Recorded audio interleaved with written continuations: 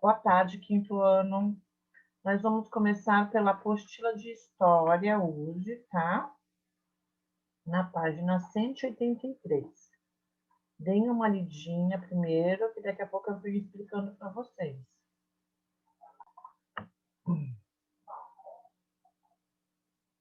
Vamos lá.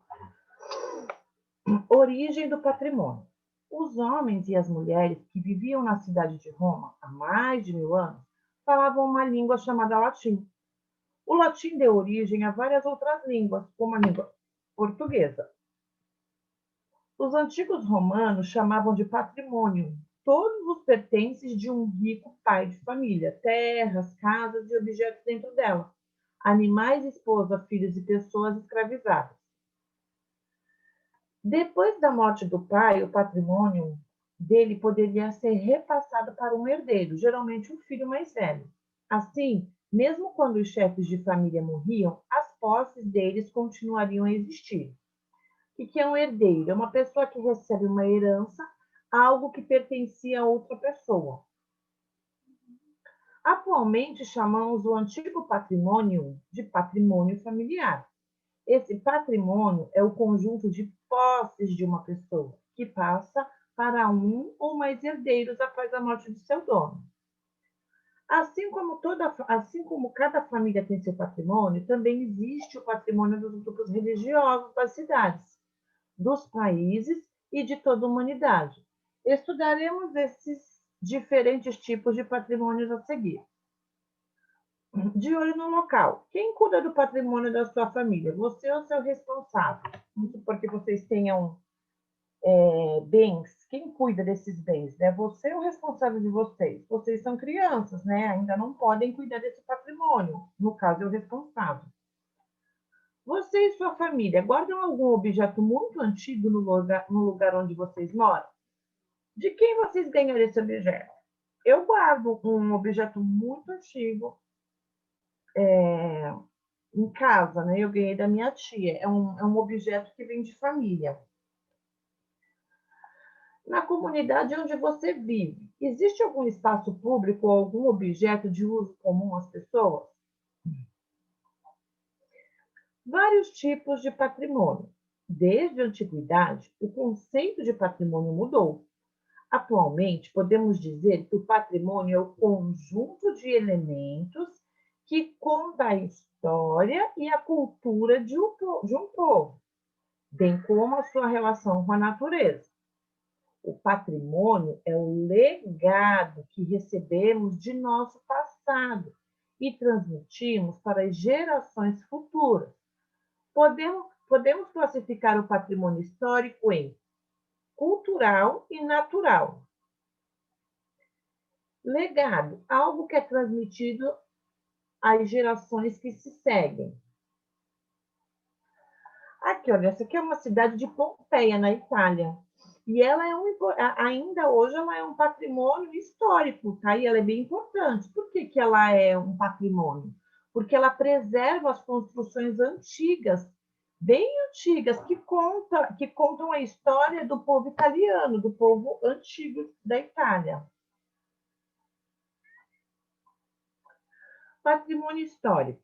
O patrimônio histórico pode ser uma construção, um local, um objeto ou uma obra de arte que tem importância para a história de uma comunidade, de uma nação inteira ou da humanidade.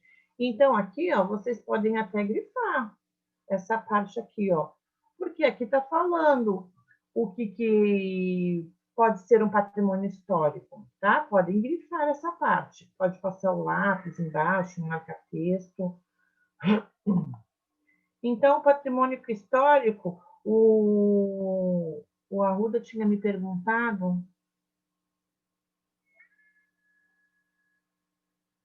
se poderia ser um livro. Pode ser um livro, ó, um objeto, tá? O patrimônio histórico deve ser protegido de pichações e vandalismos, pois pertence a todos. Então, o patrimônio histórico não pode ser denigrido, não pode ter ato de vandalismo, quebrarem, picharem, não pode acontecer isso. Por quê? Porque ele é algo daquela cidade, ele conta uma história do que aconteceu naquele local, uma história que vem de antigamente e pertencem a todos daquele local. Por muito tempo foram considerados patrimônios históricos apenas os bens que representavam a história das elites. A partir dos anos de 1970, passaram a ser considerados patrimônios históricos os bens que representam a história de qualquer grupo de uma sociedade. Então, depois, antes dos anos 70, só eram bens que era patrimônio histórico. Após os anos 70, qualquer coisa que representava a história, o passado da história de uma sociedade, passou a ser patrimônio histórico, não só bens, qualquer coisa, uma arte, um objeto. Patrimônio cultural. O patrimônio cultural ajuda tanto a contar a história quanto a conservar a identidade de um povo. Podemos considerar patrimônio cultural praças, danças, lendas, comidas típicas, religiões, festas e outros elementos. Por que é considerado cultural? Porque o cultural ele já está mais envolvido com, digamos assim, com a arte, né? Danças, lendas, comidas típicas, as religiões, festas, as praças também, é um patrimônio cultural, tá? Não é um patrimônio histórico, é um patrimônio cultural. É um patrimônio histórico, porque vem da história, mas ele é cultural. Elites, grupos sociais mais ricos ou considerados mais cultos. O Palácio da Quinta da Boa Vista é um patrimônio histórico do Brasil. Foi construído no Rio de Janeiro nos anos 1700. Serviu de residência para a família real portuguesa desde 1892. Abriga o Museu Nacional, que no ano de 2018 foi parcialmente destruído por um grave incêndio. Então, esse Palácio da Quinta da Boa Vista é um patrimônio histórico. Por quê? Porque ele tem uma história, né? O que aconteceu nele? A família real morou nele. Só que por um incêndio, parte dele foi destruída. O patrimônio cultural se divide em material e imaterial. Então, o patrimônio cultural ele tem duas vertentes, que é material e imaterial. Então, os bens culturais materiais são bens arqueológicos, históricos, científicos ou artísticos, que podemos pegar com as mãos. Exemplos: esculturas, pinturas, casas, ruas, praças, fazendas, etc. Bens culturais e imateriais. Olha o prefixo aqui que nós vimos ontem na aula de língua portuguesa, que quando a gente acrescenta uma outra palavra, nós construímos um outro sentido. Imateriais são relacionados à forma de ser das pessoas, às crenças, os saberes e as práticas. Nem sempre podemos pegar com as mãos. Exemplos: danças, lendas, mitos, etc. Então, vamos lá. Bens culturais materiais. A Manu tinha me falado, mãe, a praça ela é um bem cultural material, porque a gente pode pegar com a mão? O que ele está querendo dizer com isso? É aquilo que é concreto, que a gente vê, que a gente toca, tá? Então, a praça ela é um bem material. Agora, as danças, as lendas e os mitos, elas são passadas de gerações. Nós conseguimos vê-las quando alguém as reproduz, mas ela não está lá a todo instante, tá? Então, uma lenda é uma história, está aqui dentro, uma dança, eu sei como é que é a dança porque eu vi alguém reproduzir, mas ela não está num local fixa, postada lá, prostrada. E eu acho que eu falei errada a palavra, depois eu pesquiso se está certo ou errada para vocês. Então, é algo As danças, as lendas e os mitos, ela não são algo concreto que a gente toca, tá? Então, tudo aquilo, óbvio que a gente não vai pegar a praça com a mão, né? Porque a praça não cabe na nossa mão. Mas a praça, ela é concreta. Você vê lá o chão, os bancos, o que tem na praça.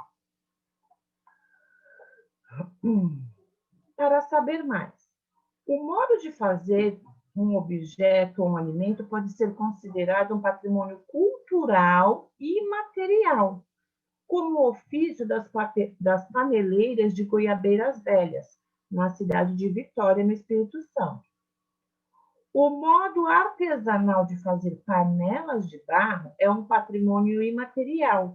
Por que é um patrimônio imaterial?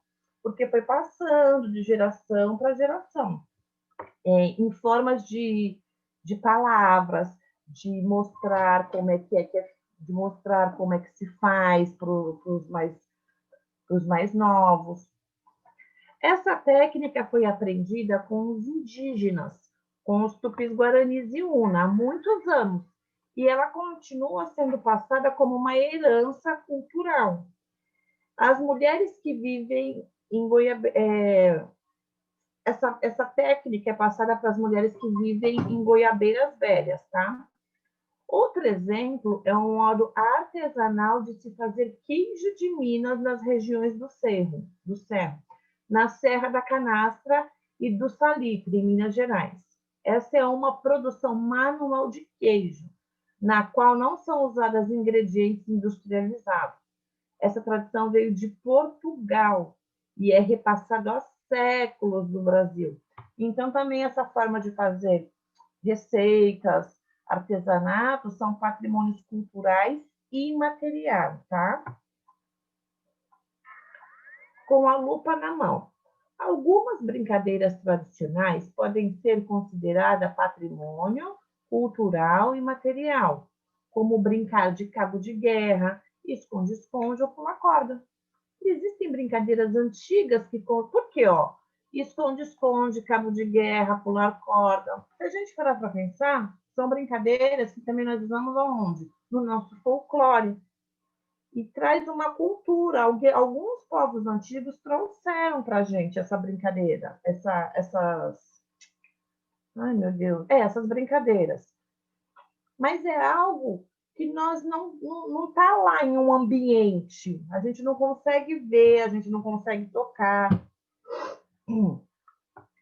E essas brincadeiras antigas que continuam populares até hoje, enquanto outras são pouco conhecidas, como as lendas também do folclore. É um patrimônio cultural e material. Por que cultural? Porque vem da cultura de algum país, vem da cultura de algum povo ancestral.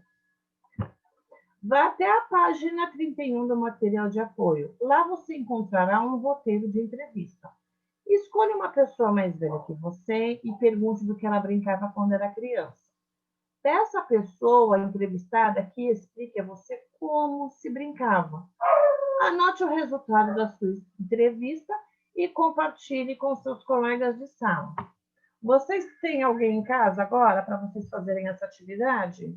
Não, minha mãe foi pagar a conta. Tá. Então, essa atividade aqui vai ficar como lição de casa, tá ok? Vocês vão fazer essa atividade, já escrevem aí na apostila PC, que quer dizer para casa. O patrimônio natural, olha só, natural, já está falando da natureza. Ou patrimônio ambiental. É composto de áreas que representam a importância ambiental. Vocês já leram essa parte aqui? Já quinto ano? Eu, pelo Olha, nós fizemos, então, a apostila de história da página 183 até a 189. Agora, nós vamos fazer a ficha de atividades, tá? Da página 115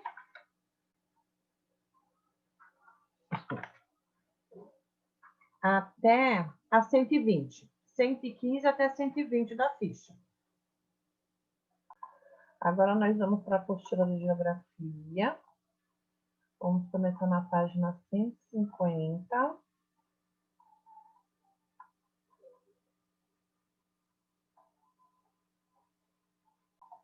da 150 até a 155. Por enquanto, nós só vamos ler, ok?